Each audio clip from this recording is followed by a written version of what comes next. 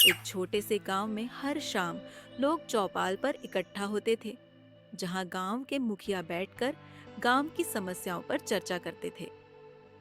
एक दिन चौपाल में सभी लोग इकट्ठा हुए थे और मुखिया के चेहरे पर चिंता की लकीरें साफ नजर आ रही थीं। क्या तुम सबने सुना? गांव के मंदिर से कल रात भगवान की मूर्ति गायब हो गई। सभी गांव वाले चौंक उठते हैं। मुखिया जी, ऐसा कैसे हो सकता है? वो मूर्ति तो सालों से वहाँ थी। किसी ने चोरी की होगी। हमारे गांव में ऐसा काम कौन कर सकता है? ये काम जरूर गांव के बाहर के किसी बदमाश का होगा। हमें तुरंत पुलिस को खबर करनी चाहिए। पुलिस को बुलाना सही रहेगा, लेकिन पहले हमें खुद इस मामले की तह तक जाना होगा। हम क्या कर सकते हैं मुखिया जी? सबसे पहले हमें यह देखना होगा कि कल रात मंदिर के आसपास कौन था। गांव वाले आपस में विचार करने लगे कि किसने ऐसा घिनौना काम किया हो सकता है। मुखिया ने सभी को शांत कराया और मंदिर की ओर चलने का निर्णय लिया। गांव के कुछ लोग मंदिर के पास इकट्ठा होते हैं, जहां घटना घटी थी। मंदिर का परिसर सूना और अजीब सा लग रहा था। चारों ओर एक खामोशी और भय का माहौल था। यहाँ बहुत अजीब सी हवा चल रही है। डरने की जरूरत नहीं है। हमें पता लगाना होगा कि मूर्ति कहाँ गई। रामू, कल रात तुमने कुछ देखा था? मुखिया जी, मैं कल रात घर जल्दी चला गया था, लेकिन मुझे लगा जैसे मंदिर के पास किसी की छाया देखी थी। छाया? वो कौन हो सकता है? हमें उस छाया के बारे में और पता करना होगा। मुखिया जी, हमें लगती है कि यह काम काशी का ही होगा। कौन? कौन काशी? वही काशी जो गांव की आखिर में रहता है। हाँ, सही बोला तुमने। चलो चलकर देखते हैं। गांव के एकांत हिस्से में काशी नाम का आदमी रहता था, जो बहुत गरीब था। लोग उसे शक की निगाह से देख रहे थे, क्योंकि वह अक्सर अकेला रहता था और लोगों से कम बात करता था। मुखिया और गांव के कुछ लोग उसके घर की ओर बढ़े। काशी, हमें तुमसे कुछ पूछना है। मुझसे? मुखिया जी, मैंने कुछ गलत नहीं किया है। काशी, मूर्ति कहाँ है? सच सच बता दो। मैंने कुछ नहीं किया, भगवान की कसम। हम तुम्हें दोषी नहीं ठहरा रहे हैं, लेकिन कल रात के बारे में कुछ बता सकते हो? मैं तो अपनी झोपड़ी में सो रहा था, मुझे कुछ भी नहीं पता। गांव वालों के दिलों में संदेह का बीज बो चुका था, लेकिन काशी की आंखों में सच्चाई नजर आ रही थी। मुखिया ने गांव वालों को शांत किया और काशी को और परेशान करने से मना किया।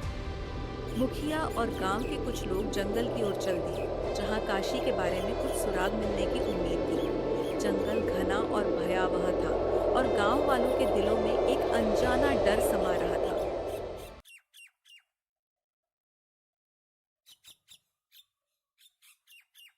यहाँ बहुत अंधेरा है, हमें वापस चलना चाहिए। नहीं, हमें यहाँ कुछ न कुछ सुराग मिलेगा। वहाँ देखो, कुछ चमक रहा है। चलो देखते हैं। सावधानी से, ये जगह खतरनाक हो सकती है। गांव वाले धीरे धीरे उस चमक की ओर बढ़े। वहां पहुंचने पर उन्हें एक पुरानी गुफा दिखाई दी, जिसमें से हल्की रोशनी आ रही थी। गुफा के अंदर जाते ही गांव वालों के कदम रुक गए। वहां मंदिर की गायब हुई मूर्ति रखी थी। सभी चौंक उठे और हैरानी से एक दूसरे की ओर देखने लगे। मूर्ति यहाँ कैसे आई? ये जरूर किसी की साजिश है। हमें इस बारे में और सोचना होगा। लेकिन किसने इसे यहाँ छुपाया? हम इस बात का पता लगा कर रहेंगे। हम अभी भी काशी को दोषी नहीं ठहरा सकते। ये किसी और की चाल हो सकती है। गांव वाले सोच में पड़ गए। मूर्ति तो मिल गई थी, लेकिन असली दोषी का पता नहीं चला था।